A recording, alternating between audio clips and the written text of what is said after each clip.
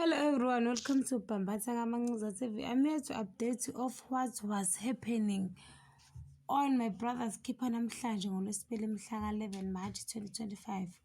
UMamChunu utshela uNdumiso noDonga ukuthi kwenzakaleni njengoba uNqubeko egcine engena esibhedlela.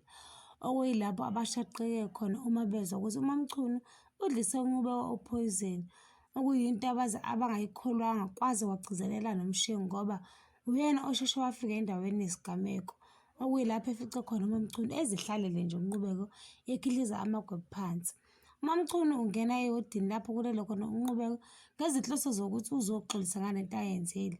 Ube esethandaza emva kwalapho enxusa umdala ukuthi asize aphilise uNqubeko, kanti uzoba nenkinga uNqubeko avele adlikize kukhona uMamChunu azame ukumemeza onesi kanti kuzoqhamuka uFakazela noDoreen. Kuqala adinwe agane unwabu uDoreen esho nokuthi uzoqedela umntanakhe. Athi uyaphika uMamChunu kube inhlanga zimuka nomoya amjikijela ngesikhwama sakhe uDoreen. UDidihle ungena lapho kukhona khona uThoba athi ukhuluma naye afice uThoba ezibalisela ngezindaba zakaShabalala ezenzekalayo. Akhala ngokuthi ubethi ziyaphela manje uyabona ukuthi sezenziwa umuntu okumele ngabe ukhuza umhlola, okuyinto emphatha kabi kunakho konke bakithi uThoba.